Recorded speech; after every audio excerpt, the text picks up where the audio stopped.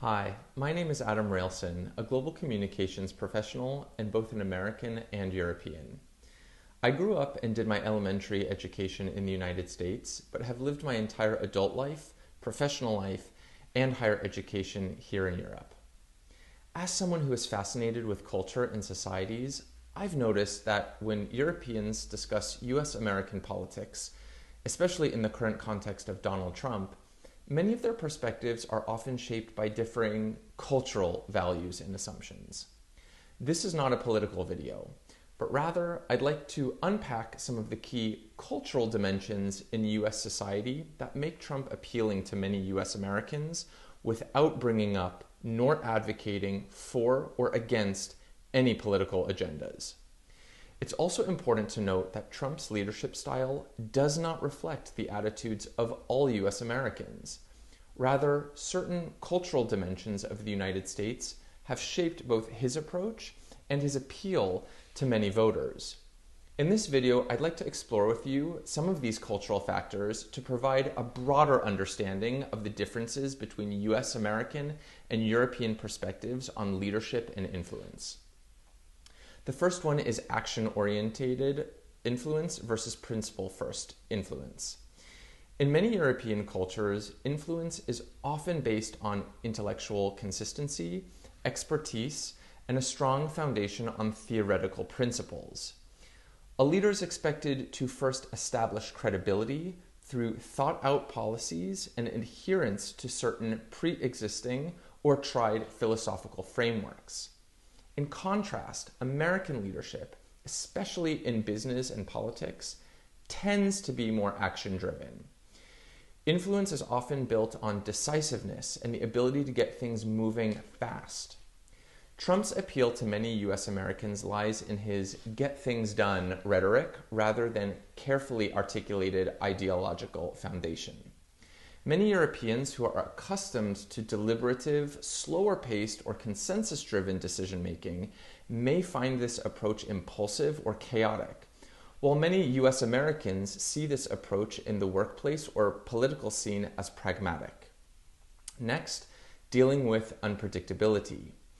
US Americans are generally more open to uncertainty than many European cultures, especially those from Central and Northern European societies that prioritize stability, adherence to given processes, and predictability. The United States is a young country built on experimental ideals, and the American mindset often embraces a "we'll cross that bridge when we get there" attitude.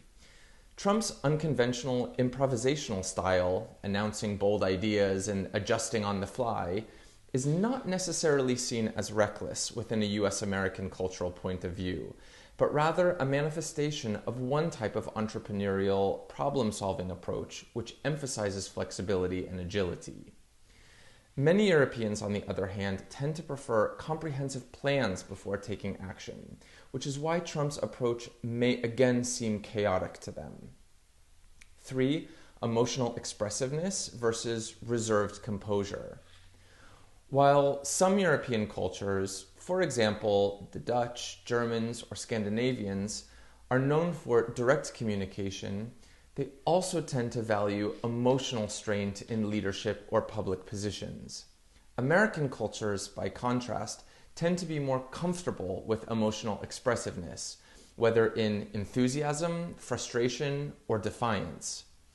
Trump's unfiltered way of speaking, his use of strong emotions, and his willingness to engage in public confrontation resonate with many US Americans who see this as authenticity rather than lack of decorum. Many European cultures are more reserved and are used to leaders who maintain a composed, measured public persona, and therefore can perceive this US style of emotional display as unprofessional or erratic. Next, let's talk about power distance and the presidential savior aura. In many European countries, political leaders are often constrained by party structures and parliamentary coalitions. In the US, however, the president holds more power and therefore a more central, almost heroic role, expected to personally drive national change. Trump's strong persona, while unsettling to many, aligns with an American tradition of viewing presidents as larger-than-life figures who challenge the establishment and will personally be responsible for bringing immediate change and results for the country. Speaking of results, that brings me to our next cultural dimension of task-based versus relationship-based trust. Both US Americans and Europeans value competence and results, of course. However, the way trust is built differs.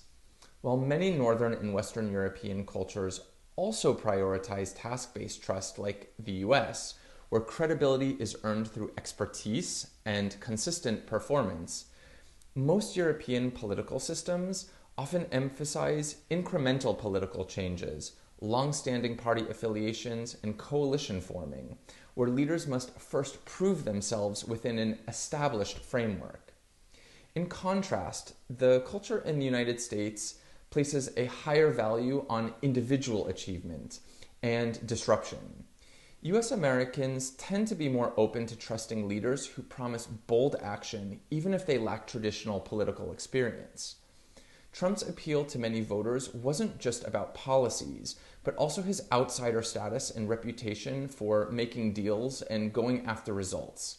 This contrasts with many Europeans' expectations that political leadership should be built on gradual progression and institutional continuity.